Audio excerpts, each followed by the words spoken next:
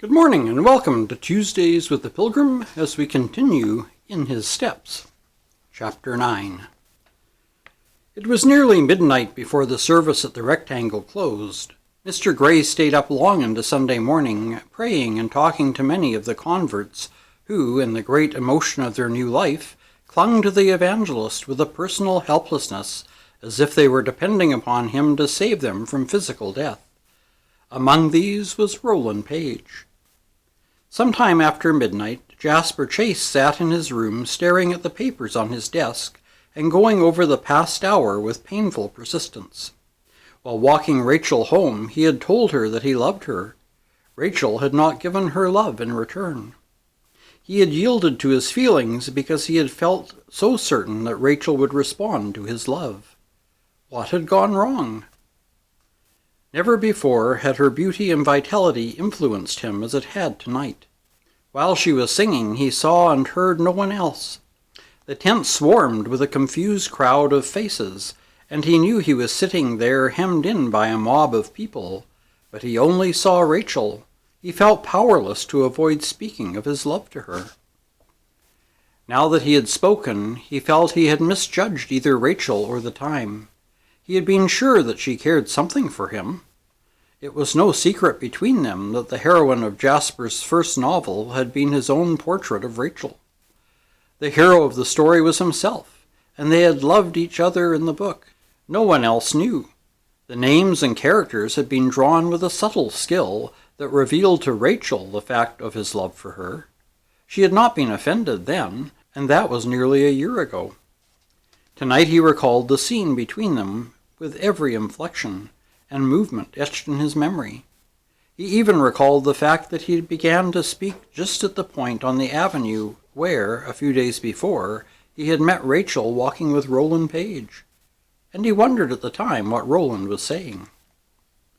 "Rachel," Jasper began, "I never knew until tonight how much I loved you. Why should I try to conceal it any longer? You know I love you as I love my life." The first intimation he had of a repulse was the very calmness of Rachel's reaction.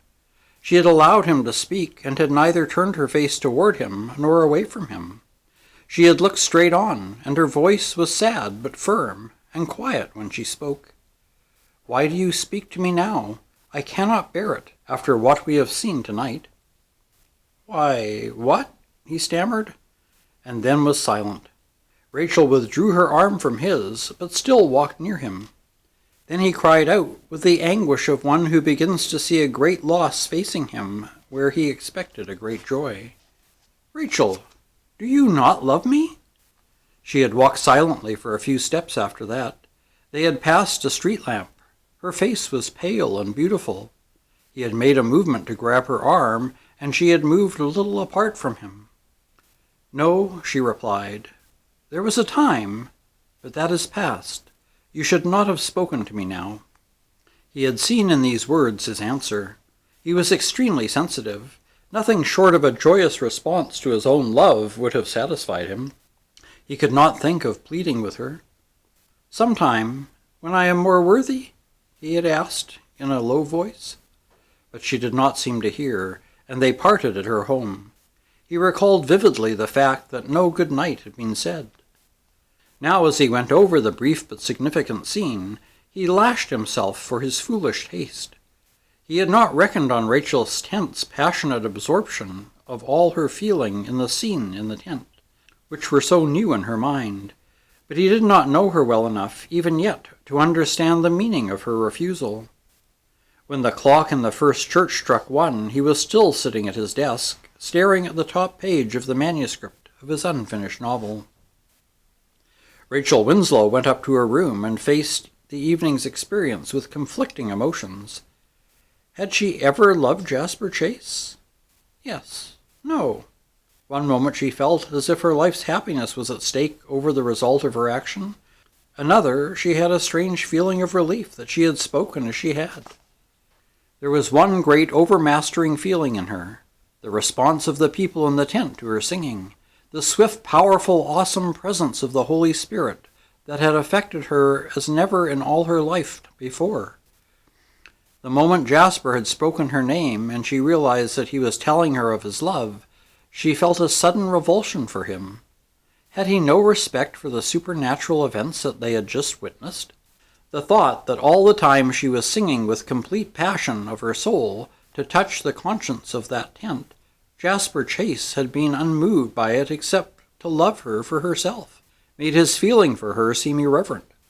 She could not tell why she felt as she did, only she knew that if he had not told her tonight, she would still have felt the same toward him as she always had. What was that feeling? What had he been to her? She went to her bookcase and took out the novel Jasper had given her, then turned to certain passages she had read often, and which she knew Jasper had written for her. She read them again. Somehow they no longer touched her strongly. She closed the book and let it lie on the table. Her thoughts turned to the sight she had witnessed in the tent. Those faces, men and women touched for the first time with the Spirit's glory. What a wonderful experience life could be. The complete regeneration revealed in the sight of the drunken, debauched humans kneeling down to give themselves to a life of purity and Christlikeness. Here was surely a witness to the divine power in the world. And the face of Roland Page by the side of that miserable creature out of the gutter. She could recall it as if she saw it now. And Virginia crying with her arms around her brother, and Mr. Gray kneeling close by, and the forlorn woman Virginia had taken into her heart. All these pictures drawn by the Holy Spirit in the human tragedies brought to a climax there in the most abandoned spot in all Raymond stood out in Rachel's memory now.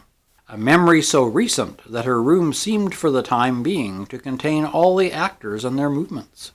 "No, no," she said aloud. "He had no right to speak after all that. He should have respected the place where our thoughts should have been. I am sure I do not love him, not enough to give him my life." The people of Raymond awoke Sunday morning to a growing knowledge of events that stirred the community to its depths. Alexander Power's action in the matter of the railroad frauds had created a sensation, not only in Raymond but throughout the country. Edward Norman's daily changes of policy in the conduct of his paper had startled the community and caused more comment than any recent political event. Rachel Winslow's singing at the Rectangle meetings had made a stir in society and excited the wonder of all her friends. Virginia's conduct, her presence every night with Rachel, her absence from all the usual circle of her wealthy, fashionable acquaintances, had furnished a great deal of material for gossip and question. In addition to the events centering around these people, who were so well known, there had been strange happenings all throughout the city, in homes, businesses, and social circles. Nearly 100 people in Henry Maxwell's church had made the pledge to take certain steps after asking, "What would Jesus do?" In many cases, the result had been unheard-of actions. As a climax to the week's events had come the remarkable demonstration at the Rectangle, including conversions of nearly 50 of the worst characters in that neighborhood, together with the transformation of Roland Page, the well-known clubman. It was no wonder that members of the First Church of Raymond came to the Sunday morning service in a mood of keen expectancy. Perhaps nothing had astonished the people more than the great change that had come over the minister since he had proposed to them the imitation of Jesus in conduct. The self-satisfied, contented attitude of the refined person in the pulpit had been displaced by a manner that was sometimes hesitant, much less assured, and yet appealing and winsome. The sermon had become a message. It was no longer delivered. It was brought to them with a love, an earnestness, a passion, a desire, a humility that poured its enthusiasm into the truth and made the speaker no more prominent than he had to be as the living voice of God. His prayers were unlike any the people had ever heard before. They were often broken. Even once or twice they had been actually ungrammatical in a phrase or two. When had Henry Maxwell so far forgotten himself in a prayer as to make a mistake of that sort? He knew that he had often taken as much pride in the diction and delivery of his prayers as of his sermons. Was it possible he now so abhorred the elegant refinement of a formal public petition that he purposely chose to rebuke himself for his previous precise manner of prayer? It is more likely that he had no thought of it at all. His great longing to voice the needs and wants of his people made him unmindful of an occasional mistake. It is certain that he had never prayed so effectively as he did now. There are times when a sermon has value and power due to the conditions in the audience rather than to anything new or startling or eloquent in the words said or arguments presented. Such conditions faced Henry Maxwell this morning as he preached against the liquor business and the damage it did to family life through the saloon. He had no new statements to make about the evil influence of the saloon in Raymond. What new facts were there? What could he say that had not been said by temperance orators a great many times? The effect of his message this morning owed its power to the unusual fact of his preaching about the saloon at all. Together with the events that had stirred the people, he had never, in the course of his 10-year pastorate, mentioned the saloon as an enemy, not only to the poor and tempted, but to the business life of the community and the church itself. He spoke now with a freedom that seemed to measure his complete sense of conviction that Jesus would so speak. At the close, he pleaded with people to remember the new life that had begun at the Rectangle. The regular election of city officers was near at hand. The question of license would be an issue for that election. What of the miserable individuals surrounded by the temptation of drink while just beginning to feel the joy of deliverance from sin? Was there one word to be said by the Christian disciple, businessman, citizen in favor of continuing a license to crime and shame-producing institutions? Was it not the most Christian thing they could do as citizens to elect good men to city offices and clean up the municipality?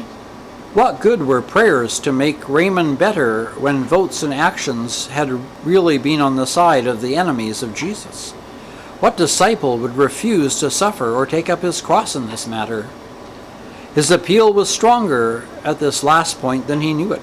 It was not so much to say that the spiritual tension of his people reached its highest point right there. His appeal was stronger at this last point than he knew.